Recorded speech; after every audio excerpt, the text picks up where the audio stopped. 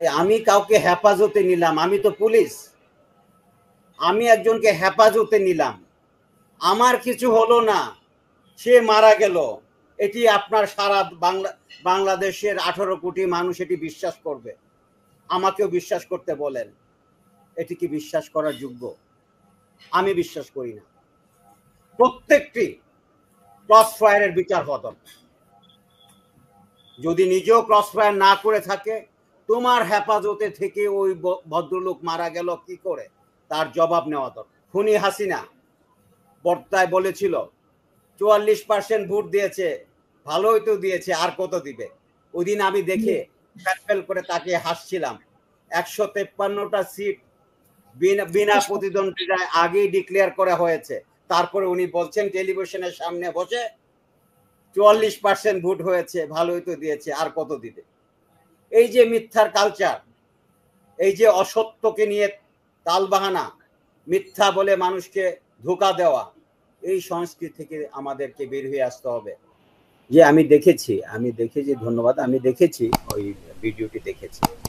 আসলে ফাঁসি দেওয়ার পরে এটি হলো, ওখানে ডাক্তারও থাকে, সিস্টেম হলো ফাঁসি দেওয়ার পরে ফাঁসির আসামিকে রক কেটে দিতে হয়। তার মানে হাতের পায়ে রক কেটে দিবে এবং ঘাড়ের পিছনে রক কেটে দিবে, তাহলে এটি নিশ্চিত হওয়া যাবে যে সে মারা গেছে, এটি মৃত্যুটাকে নিশ্চিত করতে হয়। কিন্তু আমি খুব বেশি দেখা যায়নি, অল্প কিছু দেখা গিয়েছে, যে ভিডিওটি দেখলাম, ফাঁসির আসামির গলা কাটা থাকার কোনো সুযোগ নেই। ফাঁসিতে লটকাইলে তার যে ভেইনটা ছিঁড়ে যায়, এর বাইরে কিছু না। যাই হোক, এটি যারা দেখেছে বা যারা জানে তারা ভালো এটিকে বিবরণ দিতে পারবে। আমি শুধু ভিডিও দেখে আমি খুব বেশি বিবরণ দিতে পারবো না। দেখেন একটা জিনিস দেখেন, গত যে রিজিম ছিল প্রায় 1.5 যুগ ধরে এই দেশের জনগণের উপর চেপে বসেছিল, আমাদেরকে একটি কনসেন্ট্রেশন ক্যাম্পের মধ্যে বন্দি করেছিল। আমরা সকলে, মেজর মিজান ভাই, ওনাকে কথা বলার জন্য ডিজিএফআই তুলে নিয়ে গিয়ে 164 করাতে চায়। এটি কোন দেশ? তার মানে আমরা একটি কনসেন্ট্রেশন ক্যাম্পের মধ্যে বন্দী ছিলাম। শুধু কনসেন্ট্রেশন ক্যাম্পের মধ্যে বন্দী না, আপনি দেখবেন এই গত সরকার একটি বিচারহীনতার সংস্কৃতি তৈরি করেছে। আপনার খেয়াল আছে কিনা, অভিজিৎ রয় ব্লগার হত্যা হয়েছিল। হত্যা হওয়ার পরে তার বাবা প্রফেসর অজয় রয় টেলিভিশনে এসে বলেছিল, আমি আমার ছেলের বিচার চাই না। আমি কার কাছে বিচার চাব? দেখেন, আমাদের আদালত, আমাদের পুলিশ, আমাদের তদন্ত, আমাদের বিচার ব্যবস্থা, এই বিচার ব্যবস্থার উপর জনগণের আস্থাটুকু এইভাবেই চলে যায়। যার চলে যাওয়ার পরে যার ছেলে মারা যায়, একজন প্রফেসর বলছে আমি বিচার চাই না, কারণ আমি বিচার পাবো না। গত সরকারের লাস্টের দিকে, মানে শেষের দিকে মানুষ বলতো আদালতে বিচার নাই, পুলিশের কাছে বিচার নাই, শেখ হাসিনা বিচার করবে। আরে যে বিচার নষ্ট করে তার কাছে বিচার। পরে যখন দেখলো আসলে নাটার গুড়ি তো সে, তখন বলে যে আল্লাহর কাছে বিচার চায়। আসলে আল্লাহ, আজকে যে বিপ্লব হয়েছে, খালি হাতে ফিনিশ পার্টি, আমাদের জেনারেশন জি, খালি হাতে, লাঠি হাতে, ঢিল হাতে, অস্ত্রের সামনে বুক পেতে দিয়ে, বুকের মধ্যে গুলি নিয়ে হাজার হাজার জীবন দান করে আমাদেরকে যে স্বাধীনতা দিয়ে গেছে, যে কনসেন্ট্রেশন ক্যাম্প থেকে যে আমাদেরকে উদ্ধার করে গেছে, তাদের কাছে জাতি হিসাবে আমি বলবো আমি কৃতজ্ঞ এবং মাথা নিচু করে আছে। আপনি দেখবেন আমাদের আইন আছে, যেমন নির্যাতন, পুলিশ নির্যাতন ও হেফাজত মৃত্যু নিবারণ আইন 2013। এটি জন্য পুলিশের ওখানে নির্যাতন করলে পুলিশের বিরুদ্ধে ব্যবস্থা নেওয়া যায়।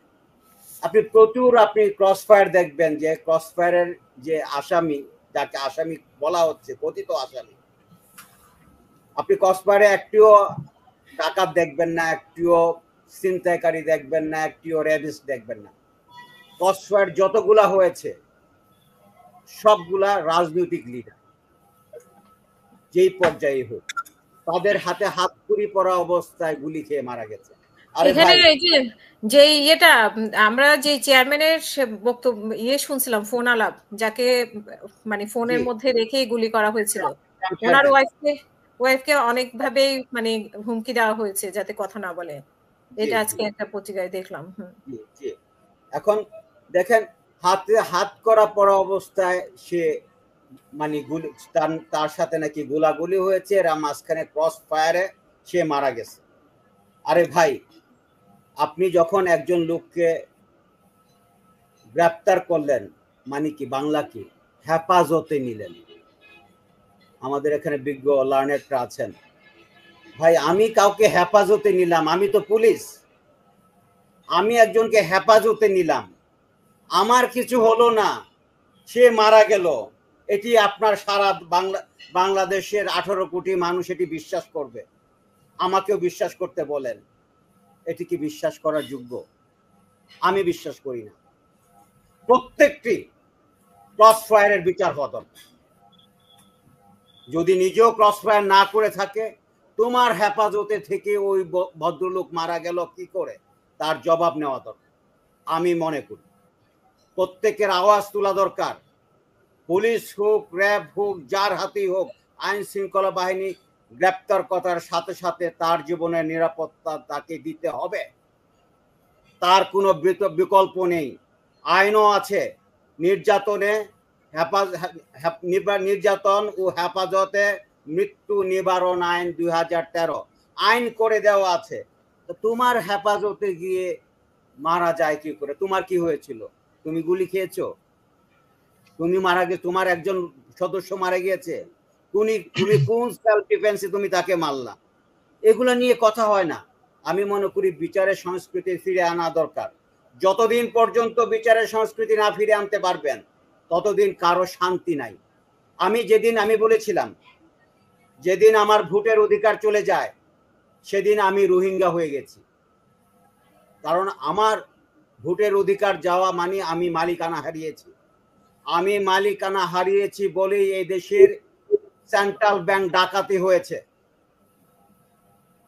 আমি মালিকানা হারিয়েছি বলেই আমার ঘাড়ের উপর জোর করে ইলেকশনের নামে প্রহসন করে বছরের পর বছর আমার ঘাড়ের উপর চেপে বসেছে। কার দ্বারা? এই আইন শৃঙ্খলা বাহিনীর দ্বারা। আপনি হাস্যকর দেখবেন, 18 সালের ইলেকশনে যত জেলার এসপি, যত ডিআইজি, যত কমিশনার, যত ডিসি এই ইলেকশন ডিউটি করেছে, তাদের সকলকে বিপিএম পিপিএম দেওয়া হয়েছে। এত ভালো ইলেকশন করেছে, তাদেরকে বিপিএম পিপিএম দেওয়া হয়েছে।